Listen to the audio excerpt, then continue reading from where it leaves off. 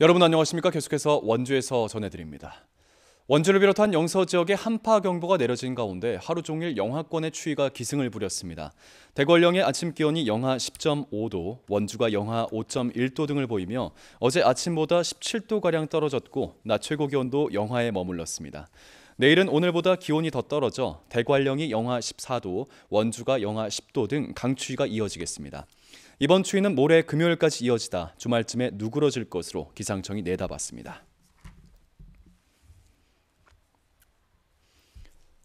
원주와 횡성 지역 10인 미만 영세 사업장의 80%가 서면 근로계약 체결 등 기초 노동 질서를 지키지 않는 것으로 파악됐습니다. 고용노동부 원주지청은 올해 원주와 횡성 지역 영세 사업장 77곳을 점검한 결과 80%인 62곳에서 113건의 위반 사항을 적발해 시정명령을 내렸다고 밝혔습니다. 서면 근로계약서를 작성하지 않거나 근로조건을 명시하지 않는 경우가 66건으로 가장 많았고 임금 명세서 미지급이 40건, 임금체불 7건 등이었습니다. 노동당국은 이번 점검 사항을 지역 어린이집에도 공유하고 비슷하게 위반하지 않도록 주의를 당부했습니다. 원주시 지속가능발전협의회가 설립 20주년을 맞아 모두를 위한 지속가능한 도시 대화를 개최합니다. 오늘부터 사흘 동안 각 분야 전문가 8명이 400분 동안 릴레이 강연을 펼치고 이어 시민들이 참여하는 토론 방식으로 진행됩니다. 첫날은 지속가능 발전 교육을 위한 대화를, 둘째 날은 지속가능한 도시를 위한 대화, 마지막 날은 탄소 중립 사회로의 전환을 위한 대화가 각각 진행됩니다. 참가를 원하는 시민들은 온라인과 현장 접수를 통해 신청할 수가 있겠습니다. 지난 6일 지방선거 때 재산을 축소해 신고했던 원광수 원주시장과 심영미 원주시의원이 공직선거법상 허위사실 공표 혐의로 재판에 넘겨졌습니다. 검찰은 원주시 선관위의 고발 내용대로 원 시장과 심 의원이 선거 과정에서 재산을 축소한 정황이 확인된다며 이들 2명을 불구속 기소했습니다. 원 시장과 심 의원 모두 실제 8억 원가량의 재산을 가지고 있으면서 5억 원 정도를 줄여 약 3억 원만 있다고 축소 신고한 혐의를 받고 있습니다. 원주시 선관위는 지난 4일과 14일 심 의원과 원 시장을 허위사실 공표 혐의로 검찰에 고발했습니다. 지난 5년 동안 강원 지역 종합부동산세 부과액이 900% 가까이 오른 것으로 나타났습니다. 기획재정부와 국세청의 2022년 주택분 종부세 고지 현황에 따르면 강원도 내 주택분 종부세 납부 인원은 11,822명으로 납부세액은 286억 원으로 나타났습니다. 이는 2017년 29억 원보다 886%나 증가한 액수입니다.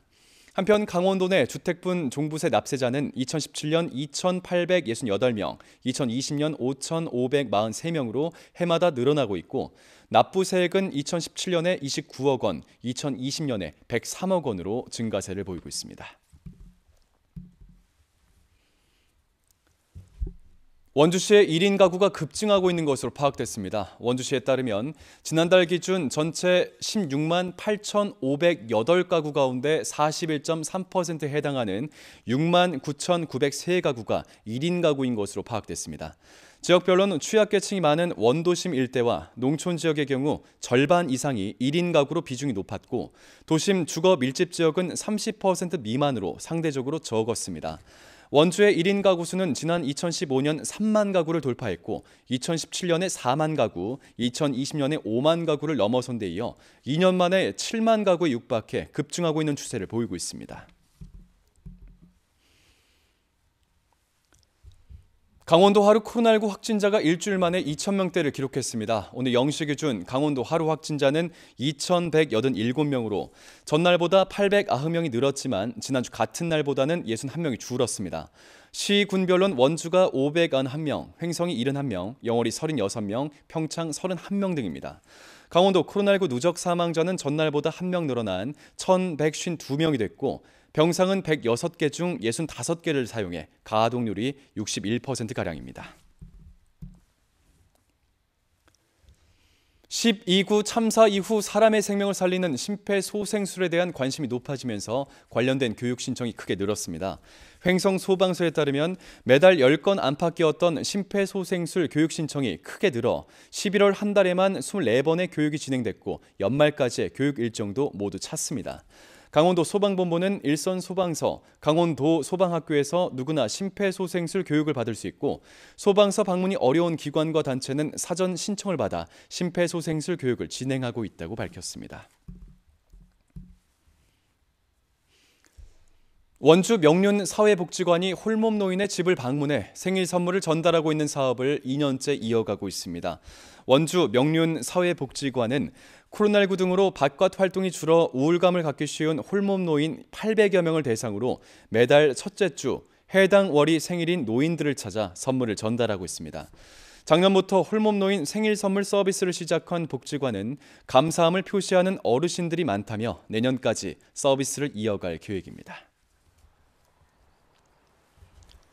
뉴스를 마칩니다. 고맙습니다.